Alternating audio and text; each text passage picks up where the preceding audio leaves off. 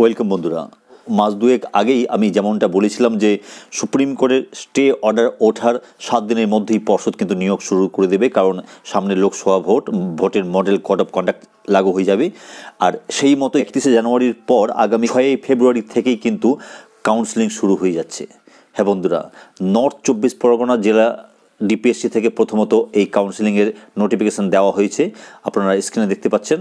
এবং তারপরে ধাপে ধাপে সমস্ত জেলার ডিপিএসসিতেই কিন্তু এই কাউন্সেলিং শুরু হয়ে যাবে।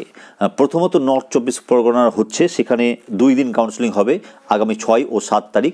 6 তারিখ হবে 294 জনের 1 থেকে 2599 র্যাঙ্কের মধ্যে যাদের নাম রয়েছে, এবং 7 তারিখ হবে 482 জনের 2600 থেকে 10,840-এর মধ্যে যাদের র্যাঙ্ক রয়েছে। এবং যারা এই জেলার ভ্যাকেন্সি ওয়াইজ র্যাঙ্কে আসতে পারেননি তাদের কিন্তু সেন্ট্রাল ওয়াইজ কাউন্সেলিং হবে। কাউন্সেলিংয়ের টাইম দেওয়া হয়েছে সকাল 9:30। এই জায়গায় আপনাদের বলে দিই যে যদি আপনাদের বাড়ি কাছাকাছি হয় তাহলে অবশ্যই চেষ্টা করবেন 8টা 8:30-র মধ্যে পৌঁছে যাওয়ার, কারণ এক ঘন্টা অবশ্যই হাতে রাখবেন। আর যদি বাড়ি আপনার দূরে হয় তাহলে চেষ্টা করুন রাতে বেরিয়ে যাওয়ার, কারণ বন্ধুরা কাউন্সেলিংয়ে যদি আপনি উপস্থিত হতে না পারেন তাহলে বিদ্যালয় পাওয়ার ক্ষেত্রে কিন্তু প্রচুর সমস্যা হয়ে যাবে। বিগত দিনগুলোতে আমি দেখেছি কাউন্সেলিংয়ে যারা পৌঁছাতে পারেনি তারা কিন্তু নিজের পছন্দ মতো বিদ্যালয় পায়নি, এবং তাদেরকে এমন একটি বিদ্যালয় নিতে হয়েছে যেখানে তারা চাকরি করে শান্তিতে নেই, তারা প্রত্যহ ভাবছে যে কবে আমি ট্রান্সফার হব।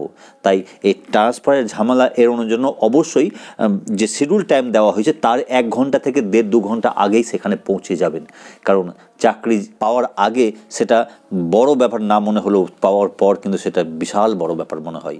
এটা আমি নিজের অভিজ্ঞতা থেকেই বললাম।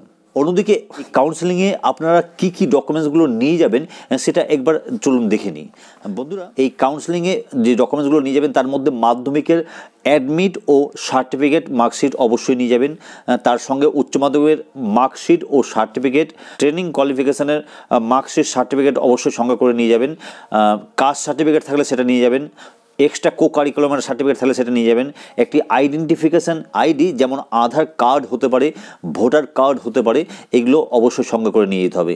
তার সঙ্গে 4 কপি ছবি নিয়ে যাওয়ার কথা বলা হয়েছে, আপনারা চেষ্টা করবেন 2 কপি আরও বেশি নিয়ে যাওয়ার। আপনাদের যে ইন্টিমেশন লেটারটা পাঠানো হচ্ছে, সবাইকেই পাঠানো হবে, সেই ইন্টিমেশন লেটারের ডাউনলোড কপি নিয়ে যাবেন। তার সঙ্গে আপনাদের ইন্টারভিউয়ের যে কল লেটার সেটাও নিয়ে যাবেন, তার সঙ্গে আপনাদের অ্যাপ্লিকেশান নাম্বার সেটাও কিন্তু লাগবে, সেটা অবশ্যই সঙ্গে নিয়ে যাবেন।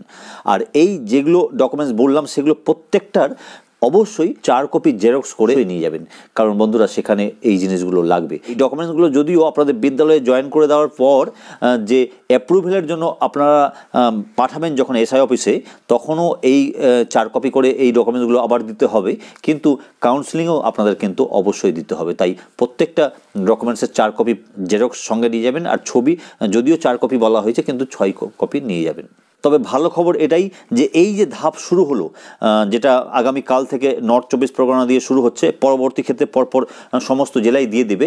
এবং আমার কাছে যা খবর এসেছে যে সরস্বতী পূজার আগেই বেশিরভাগ ডিস্ট্রিক্টে কিন্তু তাদের নিয়োগ কমপ্লিট করে ফেলবে। হ্যাঁ বন্ধুরা, কাউন্সেলিং সহ নিয়োগ কিন্তু কমপ্লিট করে ফেলবে।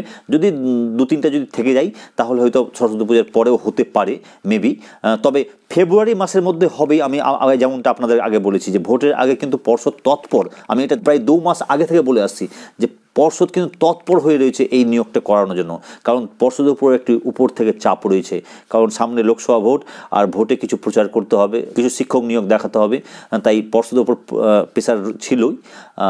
শুধুমাত্র সুপ্রিম কোর্টের স্টে অর্ডার ওঠার অপেক্ষায় ছিল। আমি যা বারবার করে আমি গত 2-3 মাস থেকে আপনাদের বিভিন্ন ভিডিওতে আমি বলে আসছি, আপনারা যদিও কেউ বিশ্বাস করেননি, কিন্তু এখন সেটা সত্যি বাস্তব হতে যাচ্ছে। আর এই নিয়োগটা হয়ে যাওয়ার পরেই যারা আনঅ্যাবজর্বড রয়েছেন বা 5% রয়েছেন তাদেরও কিন্তু নিয়োগ হবে, অর্থাৎ নন জয়নিং সিট থেকে নিয়োগ হবে, তাহলে তাদেরও কিন্তু চাকা ঘুরবে আর কি। তার সঙ্গে সঙ্গে 2022-এর যে সমস্ত টেট পাস প্রার্থীরা রয়েছেন তারা আজকেও পর্ষদে গিয়েছিলেন, এক আধিকারিকের সঙ্গে দেখা করেছেন, তারা তাদের দাবি জানিয়ে এসছেন, তাদেরও যে ইন্টারভিউয়ের নোটিফিকেশান সেটা কিন্তু প্রকাশ হওয়ার সম্ভাবনা অনেকটাই বেড়ে যাবে। হ্যাঁ বন্ধুরা, তার সঙ্গে সঙ্গে আপনারা অনেকেই প্রশ্ন করছেন এসএলএসটি টেট 2023-এর রেজাল্ট ও আপার প্রাইমারি বিষয়টি। আমি এই ব্যাপারে একটু খোঁজখবর নিয়ে তারপর আপনাদের বিষয়ে ভিডিও করব, কারণ আমি কদিন থেকে আপনাদের বিষয়টি খোঁজখবর নিতে পারিনি আপনাদের কি আপডেট খবর রয়েছে। আমি চেষ্টা করছি 2-1 দিনের মধ্যে খোঁজখবর নিয়ে আপনাদের বিষয়ের উপর একটি ভিডিও তৈরি করব। আমি চেষ্টা করি যতটা অথেন্টিক খবর সেটাই প্রোভাইড করার। যদি কোনো সময় 2-1টি খবর এদিক ওদিক হয়ে যায়, কারণ যে কাজ করে তারই ভুল হয়, তবে আপনারা যারা রেগুলার ভিউয়ার জানেন যে আমার বেশিরভাগ খবরই কিন্তু এখন পর্যন্ত সঠিক হয়ে এসেছে।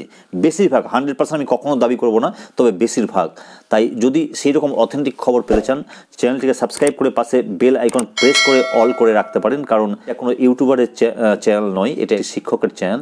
আমি চেষ্টা করি প্রপার ও সঠিক খোঁজখবর নিয়ে তারপর আপনাদের ভিডিও প্রোভাইড করার। তো যাই হোক, সকলের মঙ্গল কামনা করে ভিডিওটি এখানেই শেষ করছি। ধন্যবাদ।